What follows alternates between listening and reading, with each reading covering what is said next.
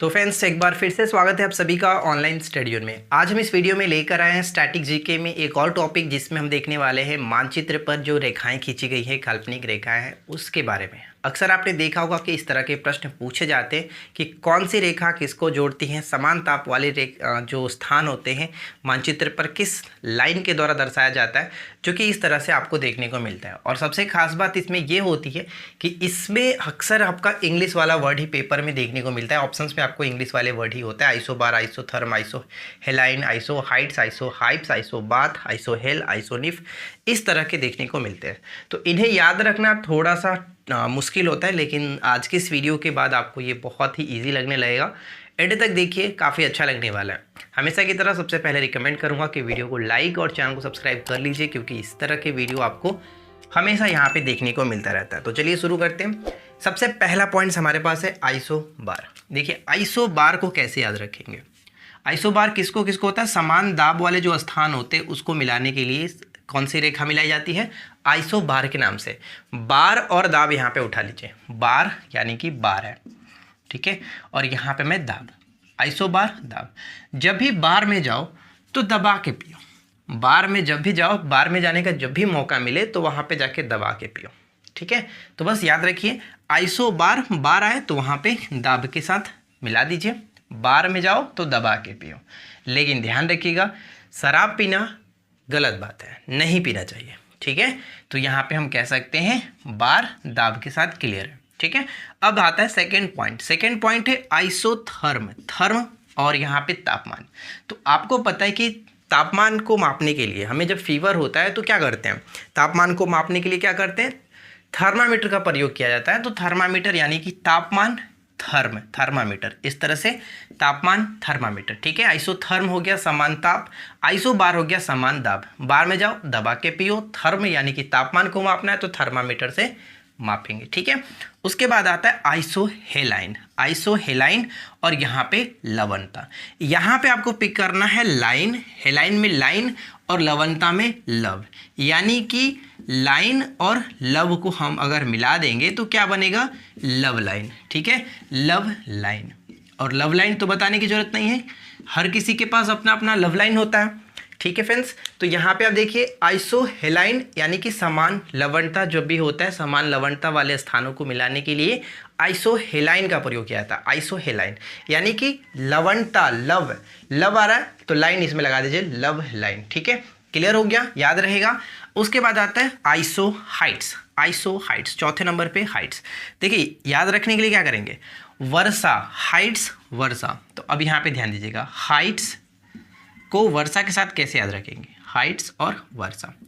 आपको पता है कि वर्षा यार बहुत हाइट से होती है, बहुत हाइट से होती है वर्षा। अगर आप ऊपर देखोगे तो क्या बहुत हाइट से होता है, नहीं दिखता है, यानी कि वर्षा हाइट से होता है। अब या तो इस तरह से याद रखेंगे या फिर एक छोटा सा तरीका और याद रखिए। एक बच्चा यहाँ पर खड़ा है जो कि रोड पे, ठीक है, रोड पे खड़ा है, और एक बच्चा जो कि एफिल टावर पे खड़ा है, मतलब कि एफिल टावर पे और हो गया, और एक यहाँ पे रोड पे उसी के सामने खड़ा है। इस पे मान के चलिए एफिल टावर नहीं है, मान के चलिए कोई बिल्डिंग ही है, बिल्डिंग बना दिया हमने। तो अब बताइए कि यहाँ पे जब वर्षा होगा, वर्षा हो रहा है, ऊपर से बारिश गिर रहा है, तो दोनों पे तो समान ही पड़ेगा ना, कि अलग अलग होगा। इस पे भी वर्षा उतना ही हो रहा है, इस पे भी वर्षा उतना ही हो रहा है, यानी हाइट से कोई मतलब नहीं है, ठीक है। वर्षा जब भी होगा तो हाइट से कोई मतलब नहीं है, सभी जगह वर्षा समान होगा, चाहे वो बिल्डिंग पे खड़ा हो, एफिल टावर पे खड़ा हो, या फिर उसके नीचे कोई व्यक्ति खड़ा हो। तो हाइट वर्षा इस तरह से मैच कर लीजिए। सबसे सिंपल सी भाषा है कि वर्षा बहुत हाइट से होता है, तो याद रखिएगा हाइट्स, ठीक है। याद हो गया होगा। बस जो पॉइंट्स मैं आपको बता रहा हूँ, जो चीज़ याद रखने के लिए कोशिश कर रहे हैं उसी को याद रखिए। बस आपको हमेशा ये वर्ड हमेशा माइंड में चलेगा कि हाँ मैंने क्या बताया था। अब बात आती है हाइप्स। हाइप्स में जब बोल रहा हूँ तो आप वहाँ पे एक छोटा सा वर्ड देख रहे होंगे, हाई, हाई।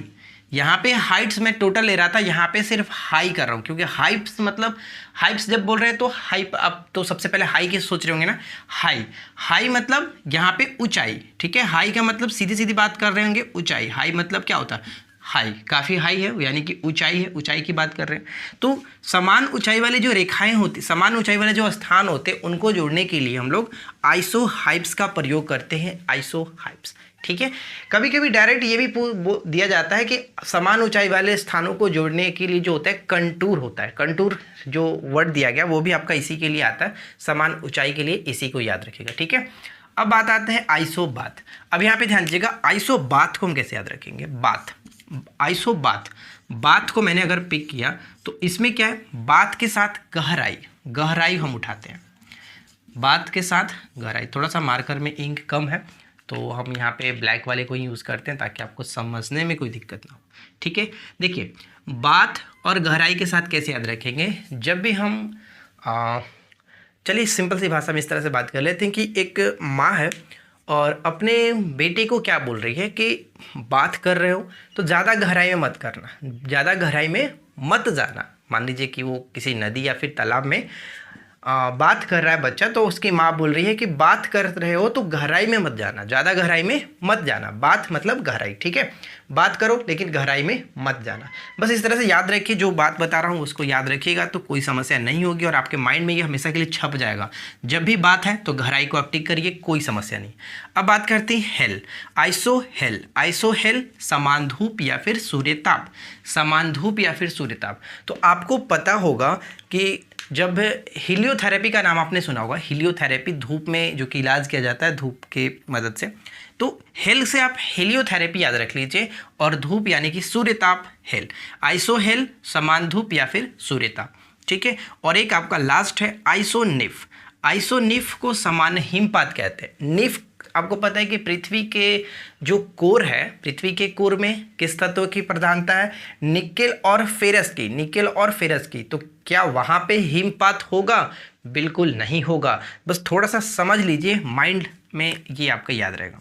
निफ यानी कि निकेल और फेरस कोर में नहीं होता है, हिमपात वहाँ पे नहीं होता है। तो बस निफ आए तो हिमपात को टिक कर लीजिए कि ये नहीं होना चाहिए था। यानी कि आइसोनिफ किसके साथ होगा? हिमपात के साथ। समान हिमपात वाले स्थानों को मिलाने के लिए हम लोग आइसोनिफ का प्रयोग करते हैं। ठीक है, समझ में आ गया ना? एक बार रिपीट कर लेते हैं।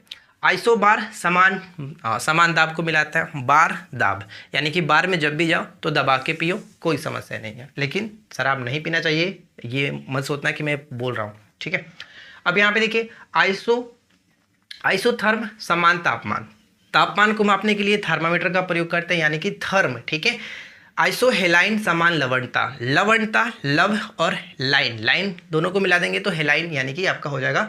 समान लवणता को मिलाने वाले स्थानों को आइसोहेलाइन कहते हैं। समान वर्षा, वर्षा हाइट से कोई मतलब नहीं है यानी कि आइसो हाइट्स हो गया। उसके बाद आता है समान ऊंचाई, समान ऊंचाई यानी कि हाई, हाई ऊंचाई यानी कि हाइप्स कहेंगे। समान जो ऊंचाई होती है उसको मिलाने के लिए आइसो हाइप्स। ठीक है, गहराई, बात करने के लिए ज़्यादा गहराई में जाने की ज़रूरत नहीं है, कोई दिक्कत नहीं है। ठीक है, तो जब भी माँ क्या है अपने बच्चे को बोल रही थी कि बात तो करो लेकिन गहराई में नहीं जाना है।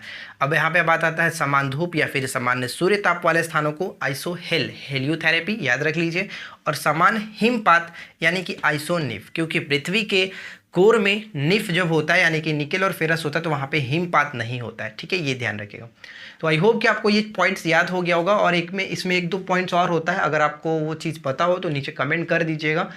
और बाकी इसमें कोई दिक्कत नहीं है। अगर आपको वीडियो पसंद आया हो तो वीडियो को लाइक एंड शेयर ज़रूर करें और इसी तरह के अगले टॉपिक के लिए चैनल को सब्सक्राइब करके रखिए ताकि आपको नेक्स्ट वीडियो की इन्फॉर्मेशन तुरंत मिल जाए।